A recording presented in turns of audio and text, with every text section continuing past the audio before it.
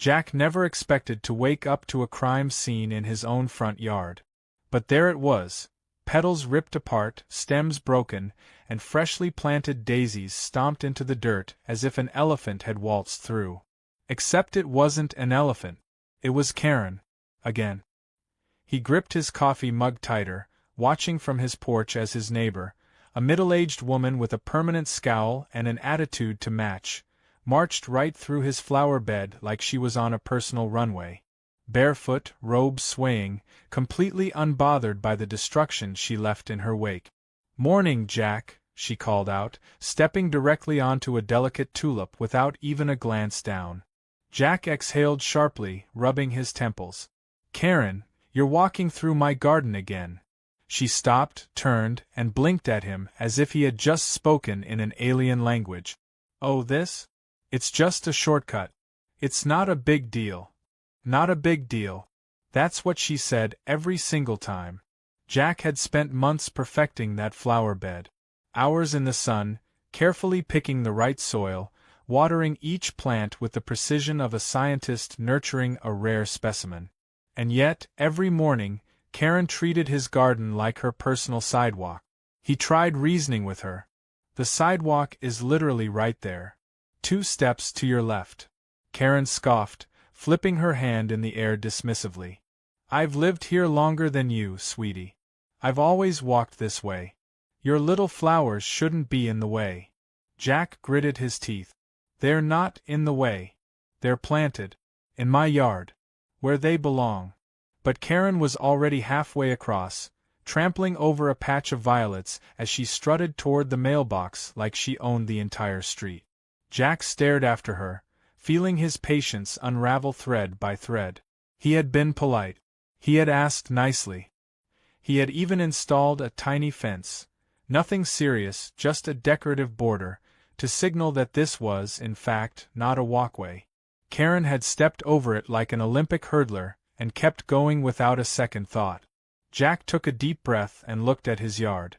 His beautiful flowers were a mess. Again. Enough was enough. That night, he brainstormed solutions with his best friend, Mia, who lived a few houses down. Mia, a sharp-witted woman who had zero tolerance for nonsense, nearly choked on her soda when Jack told her about Karen's latest act of floral destruction. "She what?" Mia sputtered. "She stepped over the fence? Like a human-sized cockroach?" Jack sighed, nodding. "Yep. Completely unfazed. I even put up little signs." Mia leaned forward, eyes gleaming. "Okay, but hear me out. What if she couldn't step over it?" Jack frowned. "What do you mean?" Mia grinned. "I mean, make it impossible. What's something no one in their right mind would step on?" Jack thought for a moment, then it hit him. Cacti. Spiky, unyielding, and perfectly capable of defending themselves.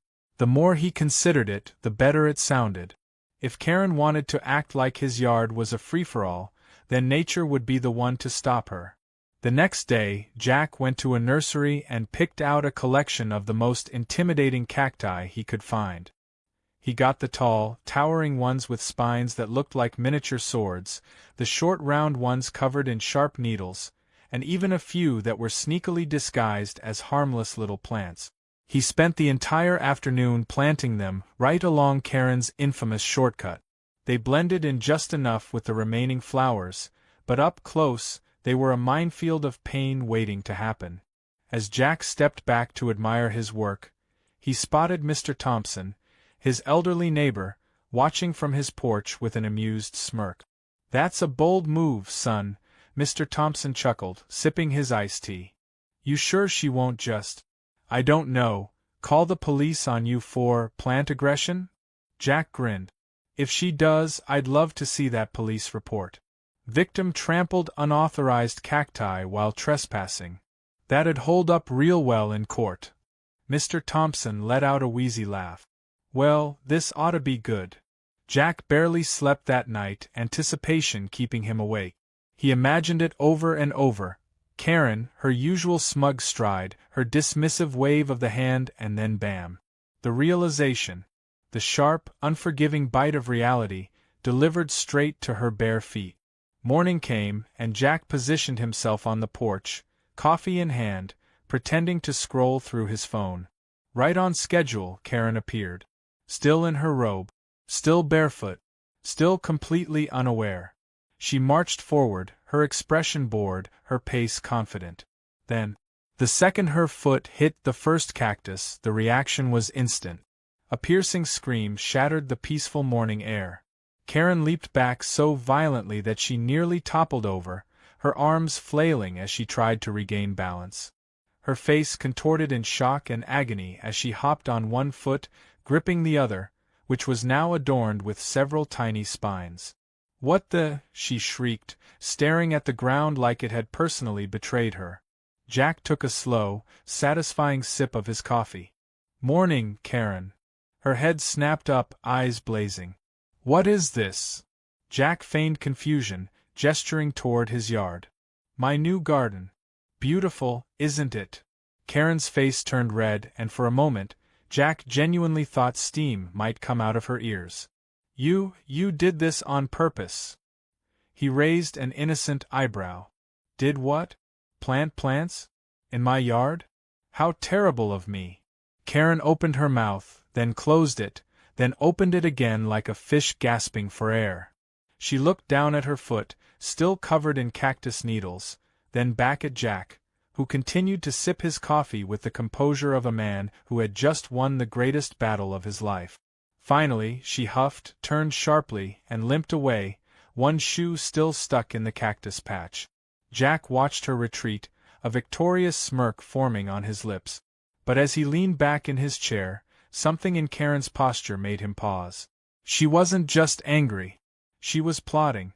Jack knew this wasn't over. Not by a long shot.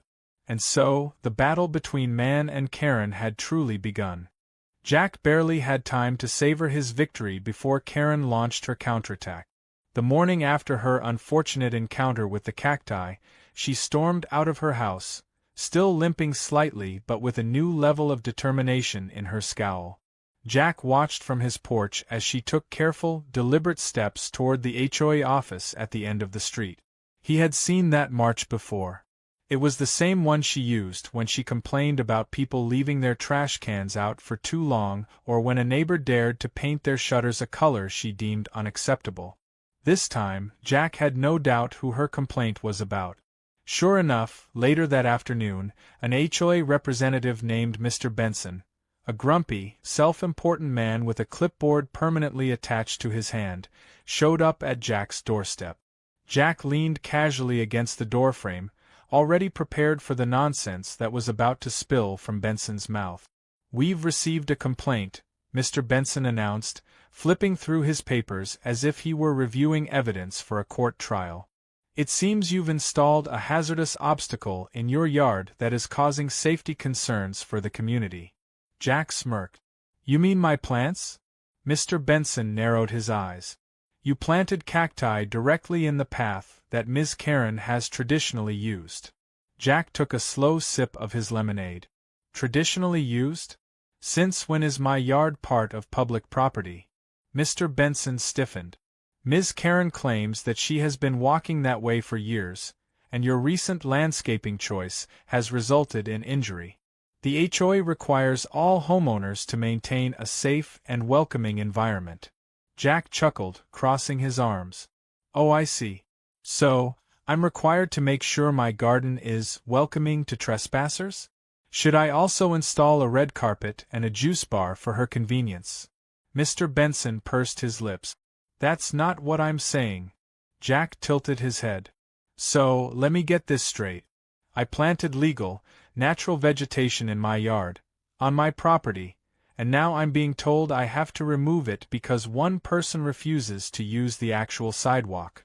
Mr. Benson adjusted his glasses, clearly uncomfortable.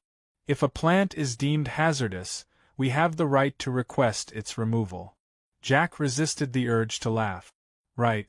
And how many other homeowners on this street have cactus gardens?" Mr. Benson hesitated, looking down at his clipboard. Jack leaned forward slightly.